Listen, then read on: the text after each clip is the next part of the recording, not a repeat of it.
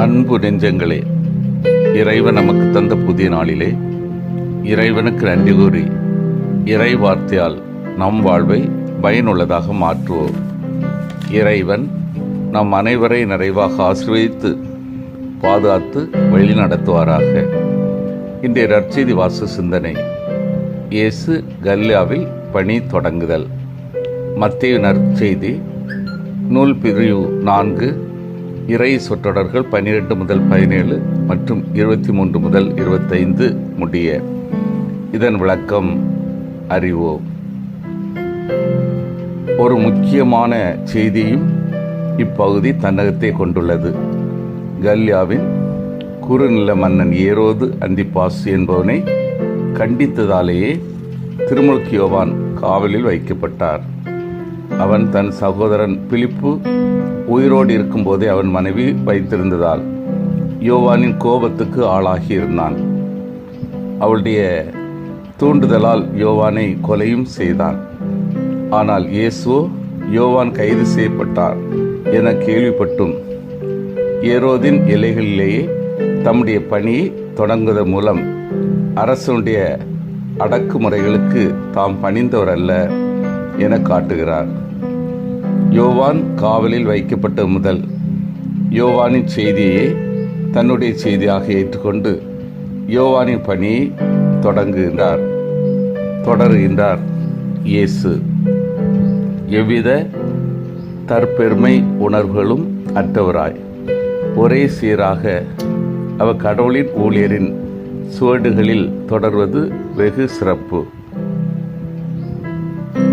இயேசுவின் திருப்பணி கப்பர்நகூமை தம் பணித்தளமாக கொண்டு செயல்பட்டால் தேவையுள்ளவர்கள் எல்லா பகுதியிலிருந்தும் வந்து அவரிடம் நலம் பெற்று அவரை பின்பற்றினார்கள் என காண்கின்றோம்.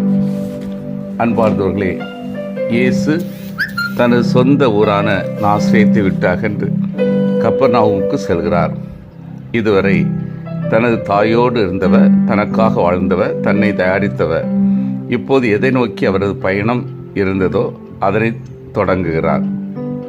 நிச்சயம் ஒருவரின் சொந்த ஊரை விட்டு வேறு இடத்திற்கு செல்வது கடினமான ஒன்று. சொந்த ஊரின் மீது நமக்குள்ள உறவு, பிணைப்பு மற்றவர்களால் புரிந்து கொள்ள முடியாது.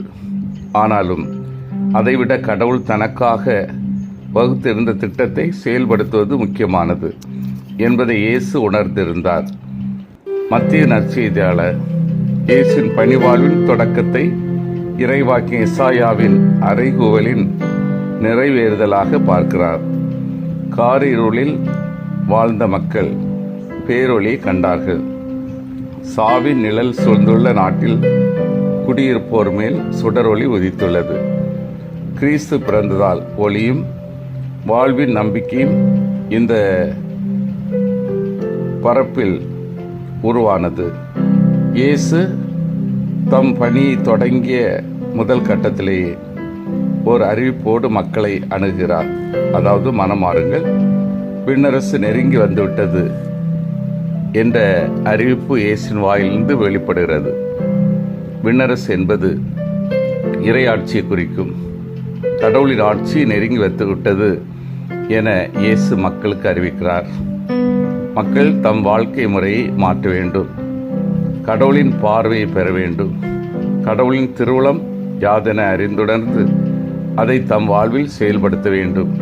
இதுதான் இயேசு கடவுளாட்சி பற்றி அறிவித்த நற்செய்தியின் சாரம்.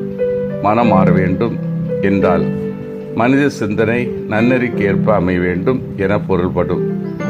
சிந்தனை நலமாக மாறும்போது அதிலிருந்து பிறக்கின்ற செயல் நலமாக இருக்கும். கற்பித்தார், பறைசாற்றினார், குணமாக்கினார் போன்ற வார்த்தைகளை பயன்படுத்துவதன் மூலம் இயேசுவின் செயல் திட்டங்கள் நடைமுறைப்படுத்தப்படுவதை நற்செய்தி நூலில் அறிமுகப்படுத்துகிறார். சிந்தித்து தியானித்து செயல்படுவோம்.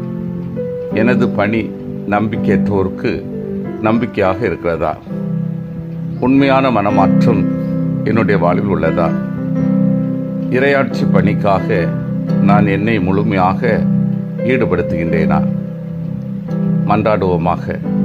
வல்லமை மிக்க இறைவா, எங்களது பணி நம்பிக்கையற்றோருக்கு நம்பிக்கையை கொணரவும் நாங்கள் உண்மையான மனமாற்றம் பெற்று இறையாட்சி பணியை உளப்பூர்வமாக செய்யவும் வரம் தாரும்.